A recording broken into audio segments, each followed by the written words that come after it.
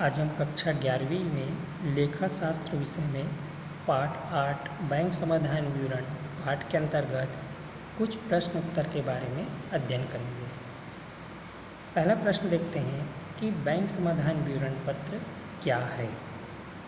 तो इसका उत्तर है रोकड़ बही के बैंक शेष तथा पासबुक के शेष के अंतर में मिलान के लिए जो विवरण पत्र बनाया जाता है बैंक समाधान विवरण पत्र कहलाता है।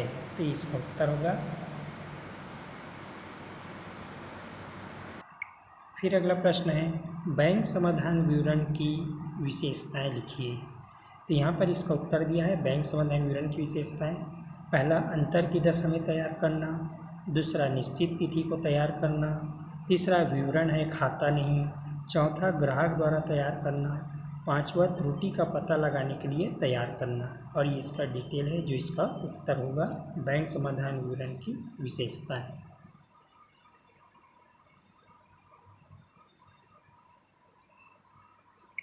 फिर अगला प्रश्न है बैंक समाधान विवरण की आवश्यकता एवं महत्व बताइए। तो यहाँ पर इसका उत्तर दिया हुआ है बैंक समाधान विवरण की आवश्यकता एवं महत्व। पहला, त्रुटियों का पता लगाना। दूसरा, छल कपट का प्रकटीकरण करना। तीसरा, रोकड़ बही में लेखा करने का आधार।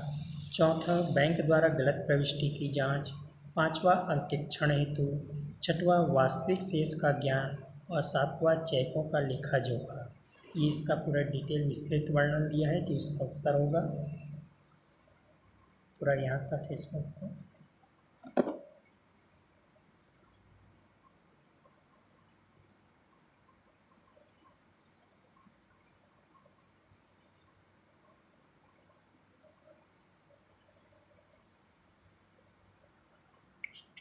फिर प्रश्न देखते हैं बैंक समाधान विवरण बनाने का क्या उद्देश्य है। तो उत्तर है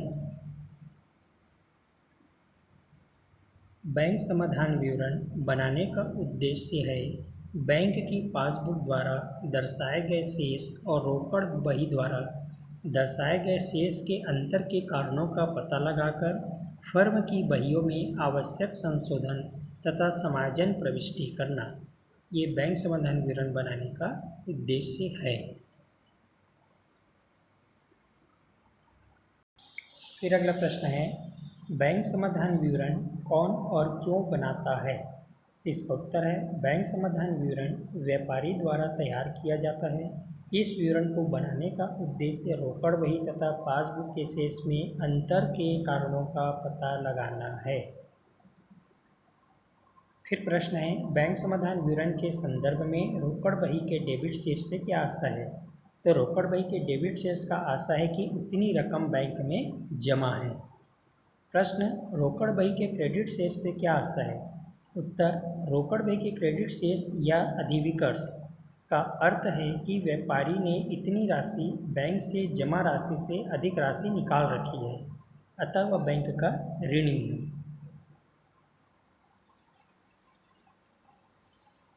पासबुक डेबिट शेष का क्या आशा है। पासबुक के डेबिट शेष या अधिविकर्ष का अर्थ है कि व्यापारी ने इतनी राशि बैंक से जमा या राशि अधिक निकाल रखी है, अतः वह बैंक का ऋणी है। फिर अगला प्रश्न है बैंक अधिविकर्ष किसे कहते हैं।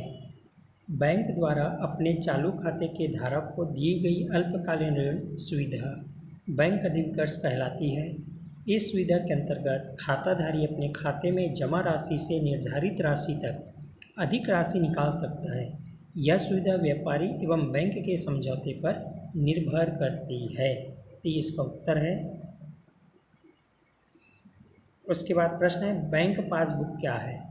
तो उत्तर है बैंक पासबुक ग्राहक के खाते की प्रतिलिपि है जो कि बैंक की पुस्तकों से ली जाती है। अगला प्रश्न, बैंक समाधान विवरण कौन कौन सी पुस्तकों के शेष न मिलने पर बनाया जाता है। तो उत्तर है बैंक पासबुक तथा रोकड़ बही के शेष न मिलने पर बैंक समाधान विवरण बनाया जाता है। फिर प्रश्न है रोकड़ बही और पासबुक के शेष में अंतर के 5 कारण लिखिए। ये इसका उत्तर है।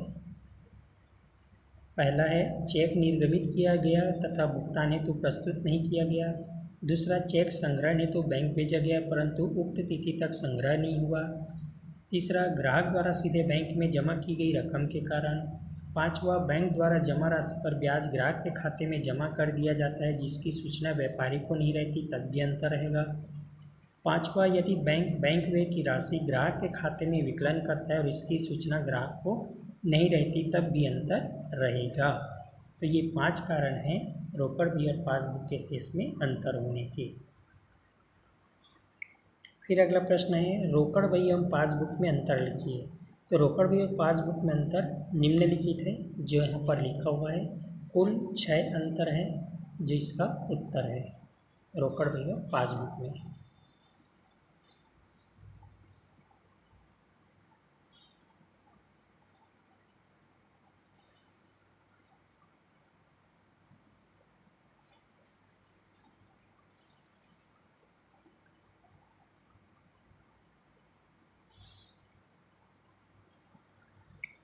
फिर प्रश्न है, रोकड़ बही और पासबुक के शेष में अंतर क्यों होता है।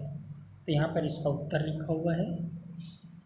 एक से लेन देनों के आधार पर लेखा होने के बाद भी रोकड़ बही एवं पासबुक के शेष में निम्नलिखित परिस्थितियों के कारण अंतर होता है। पहला है समय। व्यापारी के द्वारा रोकड़ बही में लेखा करने और बैंक द्वारा ग्राहक के पासबुक में लेखा करने के बीच समय का अंतर होता है। जैसे व्यापारी अपने लेनदार को चेक निर्गमित करते समय तुरंत ही इसका लेखा रोकड़ बही में करता है, जबकि बैंक चेक के भुगतान के समय इसका लेखा ग्राहक के खाते में करता है। दूसरा, लेन देन या सौदे। बैंक की सूचना पर व्यापारी को नहीं मिलने से भी दोनों के शेषों में अंतर हो जाता है। जैसे बैंक द्वारा ब्याज लेना या देना, बैंक व्यय देना, स्थायी आदेशानुसार ग्राहक को और भुगतान करना आदि सौदों या व्यवहारों की सूचना व्यापारी को बैंक से तुरंत प्राप्त नहीं होती है। इस कारण से भी दोनों शेषों में अंतर रहता है। तीसरा कारण है अशुद्धियाँ। व्यापारी के द्वारा या व्यापारी के कर्मचारी द्वारा रोकड़ बही में या बैंक द्वारा ग्राहक के खाते में अशुद्ध लेखा हो सकता है। इसकी जानकारी बैंक समाधान विवरण तैयार करते समय पता लगता है। तो ये इसका उत्तर था, रोकड़ बही और पासबुक के शेष में अंतर क्यों होता है। तो इस प्रकार से हमने कुछ प्रमुख प्रश्नोत्तर के बारे में अध्ययन किया।